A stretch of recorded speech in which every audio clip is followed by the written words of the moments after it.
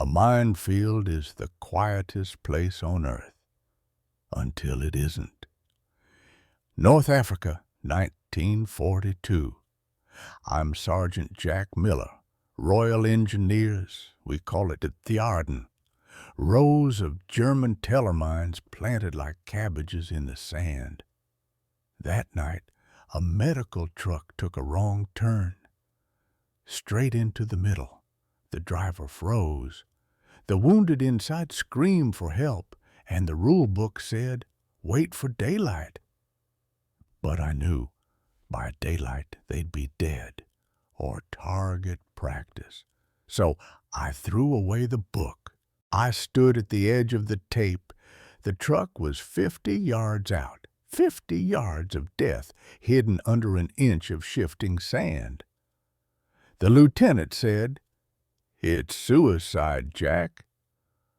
I looked at him, then I looked at the truck. I could hear a boy crying for his mother inside. I put down my rifle, rolled up my sleeves, picked up my probe, a thin metal rod, my wand, my life. "Cover me," I said, and I stepped into the dark. You don't walk in a minefield, you swim. I dropped to my stomach. The sand was cold, but sweat stung my eyes instantly. Probe forward, angle 30 degrees, push gently. Gritty resistance, stone, soft yield, sand, hard metallic stop, death, inch by inch. My breath sounded like a hurricane in my own ears. The world shrank to the length of my arm and the next 6 inches of sand. 5 yards in, clink. The sound stopped my heart. I froze. Slowly, carefully, I brushed away the sand with a paintbrush. The smooth, round casing of a teller mine stared back at me. 5 pounds of TNT. Enough to vaporize a tank, or me. I didn't disarm it. Too risky in the dark. I placed a white stone next to it. "Hello, darling, I'll see you later." And I crawled around it. The path had to be perfect. Behind me, I unspooled a white tape, the lifeline.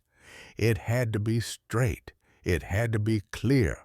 One stumble by a panicked, wounded man, and we all go up. My knees bled from the rocks. My shoulders burned. But the tape grew. 10 yards, 20. I was building a bridge over hell, one grain of sand at a time. I reached the truck. The driver was shaking so hard the chassis vibrated. "Don't move," I whispered. I climbed up, 4 wounded in the back, eyes wide, reflecting the moon. "I'm Sergeant Miller," I said, voice steady as stone. "I'm going to walk you out, one by one." They looked at me like I was an angel or a madman. Maybe I was both. "You first." I pointed to the belt who could walk best. "Put your hand on my shoulder. Step exactly where I step, nowhere else." We started back. I felt his grip tightening like a vice every time the wind blew. "Easy, lad, easy."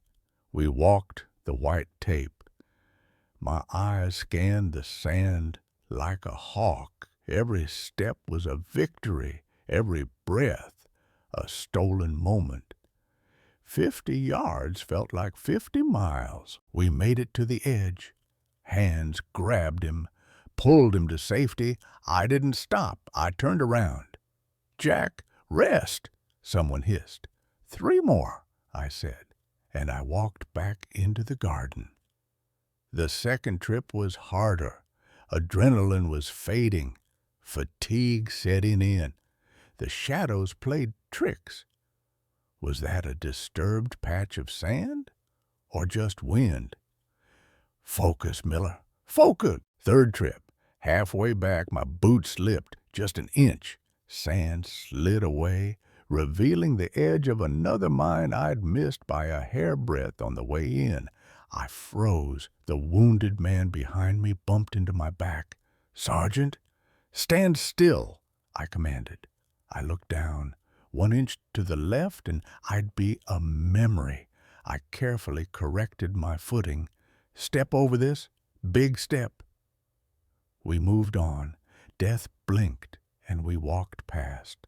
The last one couldn't walk. Stretcher case. I had to drag him. The weight was crushing. My boots dug deep furrows, dangerous furrows. I pulled. He groaned. "Sorry, mate. Almost there." My muscles screamed. My lungs burned, but I saw the tape. I saw the finish line. I wasn't a soldier anymore. I was a mule, a stubborn refusal to quit mule. Dawn broke just as we crossed the line.